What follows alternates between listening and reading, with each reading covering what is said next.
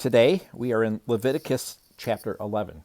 This is perhaps the longest Leviticus chapter we've read so far. I think it is. It's an interesting chapter. It's food laws for the Israelites. I don't think it's anything that applies to us today. I think it's pretty clear from the scripture that these things don't apply to us today. Obviously, I'm sure you can find some church that thinks it does. It's an interesting chapter. In Leviticus, I feel like it's one of the easier ones to read. It's just a curious chapter to me. So, Leviticus chapter 11, we read, "The Lord spoke to Moses and Aaron, tell the Israelites, you may eat all these kinds of land animals. You may eat any animal with divided hooves and that chews the cud. But among the ones that chew the cud or have divided hooves, you are not to eat these. Camels, though they chew the cud, do not have divided hooves. They are unclean for you. Hyraxes, though they chew the cud, do not have hooves. They are unclean for you. Hares, though they chew the cud, do not have hooves. They are unclean for you. Pigs, though they have divided hooves, do not chew the cud. They are unclean for you. Do not eat any of their meat or touch their carcasses. They are unclean for you. This is what you may eat from all that is in the water. You may eat everything in the water that has fins and scales, whether in the seas or streams. But these are to be abhorrent to you. Everything in the seas or streams that does not have fins and scales, among all the swarming things and other living creatures in the water. They are to remain abhorrent to you, and you must not eat any of their meat, and you must abhor their carcasses. Everything in the water that does not have fins and scales will be abhorrent to you. You are to abhor these birds. They must not be eaten because they are abhorrent.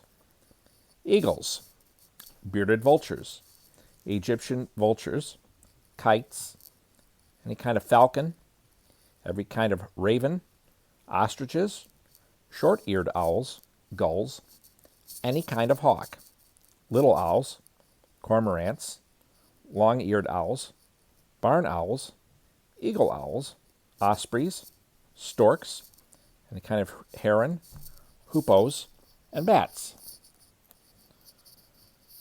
All winged insects that walk on all fours are to be abhorrent to you.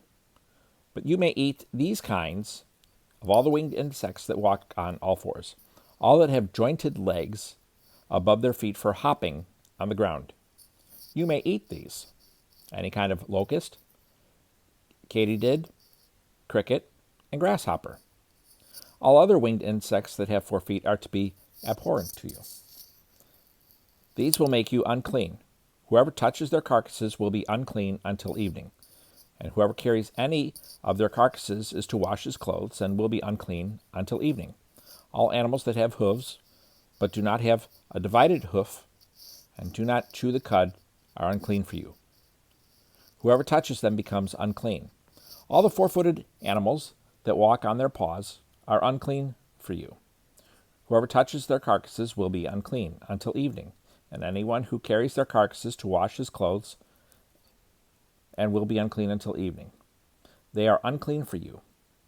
These creatures that swarm on the ground are unclean for you.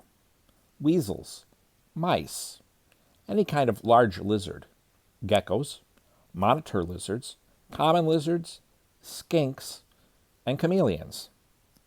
These are unclean for you among all the swarming creatures. Whoever touches them when they are dead will be unclean until evening. When any one of them dies and falls on anything, it becomes unclean. Any item of wood, clothing, leather, sackcloth, or any implement used for work. It is to be rinsed with water and will remain unclean until evening. Then it will be clean. If any of them falls into any clay pot, everything in it will become unclean. You are to break it. Any edible food coming into contact with that unclean water will become unclean, and any drinkable liquid in any container will become unclean. Anything one of their carcasses falls on will become unclean. If it is an oven or stove, it is to be smashed. It is unclean and will remain unclean for you. A spring or cistern containing water will remain clean, but someone who touches a carcass in it will become unclean.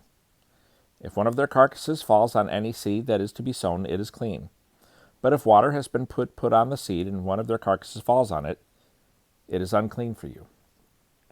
If one of the animals that you use for food dies, anyone who touches its carcass will be unclean until evening. Anyone who eats some of its carcass is to wash his clothes and will be unclean until evening. Anyone who carries its carcass must wash his clothes and will be unclean until evening. All the creatures that swarm on the earth are abhorrent. They must not be eaten. Do not eat any of the creatures that swarm on the earth. Anything that moves on its belly or walks on all four or on many feet, for they are abhorrent. Do not become contaminated by any creature that swarms. Do not become unclean or defiled by them. For I am the Lord your God, so you must consecrate yourselves and be holy, because I am holy. Do not defile yourselves by any swarming creature that crawls on the ground. For I am the Lord who brought you up from the land of Egypt to be your God, so you must be holy, because I am holy.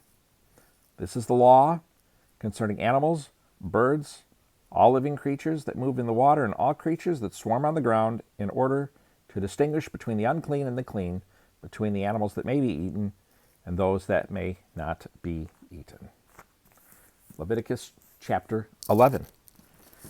And we'll see you folks on Saturday. Hope you have a great Friday.